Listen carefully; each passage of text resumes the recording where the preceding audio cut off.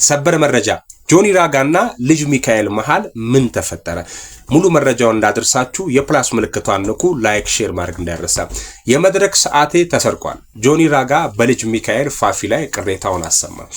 ባለፈው ቅዳሜ ጥር 23 ቀን 2018 ዓመተ ምህረት በአዲስ አበባ ኤግዚቢሽን ማዕከል በተካሄደው የሙዚቃ ኮንሰርት ላይ በድምፃዊ ጆኒ ራጋ መድረክ ላይ መቆየቱን አድናቂዎቹን ሳያረካ ቆይቷል።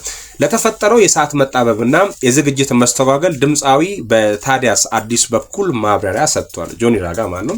ጆኒ ራጋ እንደገለጸው ለኮንሰርቱ ለ18 ቀናት ያህል ከባንዱ ጋር ከፍተኛ ዝግጅት አድርጌ ነበር። ሆኖም ግን ከሱ በፊት መድረክ ላይ የወጣው ድምፃዊ ልጅ ሚካኤል ፋፊ ከተሰጠው የሰዓት ገደብ በላይ በመቆየት የፕሮግራሙን ቅደም ተከተል አዛብቶብናል።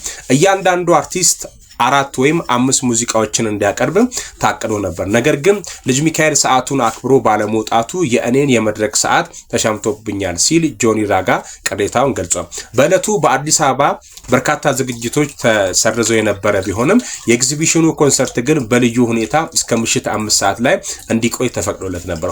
ቲክቶከር ዳናዊት እሸቱ በ1 ሚሊዮን ብር የእፎይ ጭኮ ብራንድ አምባሳደር ሆነች። የአዳማው እንቁ ዳናዊት እሸቱ የእፎይ ጭኮ ብራንድ አምባሳደር በዛሬው ዕለት ሆና ተሾማለች። የእናት ቤት ትዝታን ከዘመናዊነት ጋር ያቀላቀለው የእፎይ ጭኮ በደማቅ ሁኔታ ተመረቀ። አዳማ ሳፋሪ ሎጅ ተወዳጁ የኦሮሞ ብሎም የኢትዮጵያ ባህላዊ ምግብ ጭኮ በዘመናዊ አቀራረብ እፎይ በሚል ስያሜ ወደ ገበያ መግባቱን ተከትሎ ታዋቂዋ ቲክቶከር ዳናዊት እሸቱ የድርጅቱ ይፋዊ ብራንድ አምባሳደር ሆና ተሾማለች።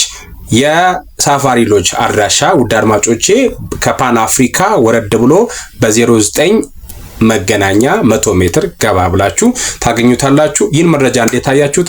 እንኳን ለዚህ ያደረሰሽ ማለት እንወዳለን።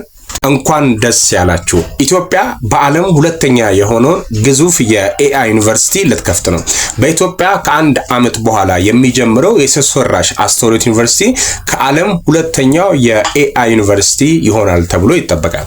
ስድስተኛው የኢፌዴሪ ሕዝብ ተወካዮች ምክር ቤት 5ኛ ዓመት የሥራ ዘመን ጥር 26 2018 ዓ.ም 10ኛ መደበኛ ስብሰባውን በዛሬው አድርጓል። ጠቅላይ ሚኒስትር ዶክተር አብይ አህመድ በምክር ቤቱ ተገኝተው የመንግስት የ2018 ባጀት ዓመት የ6 ወር የዕቅድ አፈጻጸም ሪፖርትና በምክር ቤቱ አባላት ለተነሱ ጥያቄዎች ማብራሪያና ምላሽ ሰጥተውበታል። ኢኮኖሚን በተመለከተ ለሰጡት ምላሽ ግብርና የእድገት አቅጣጫ ካለንበት አራንቋ ሊያወጣን ስለማይችል በዚህ ዘርፍ የኢኮኖሚ አቅጣጫዎችን በመከተል ጥራት ያለው እድገትን ማረጋገጥ ነው ብሏል። ከ6 ዓመት በፊት ኢትዮጵያ የኤአይ ኢንስቲትዩት ስታቋቁም ሀገራት አንድም አፍሪካ ሀገር በተቋም ደረጃ የፈጠረ አልነበረም። በሌላውም ዓለም ቢሆን በግል ዘርፍ ከሚነገረው ውጪ ዋነኛ አጀንዳም አልነበረም ብሏል።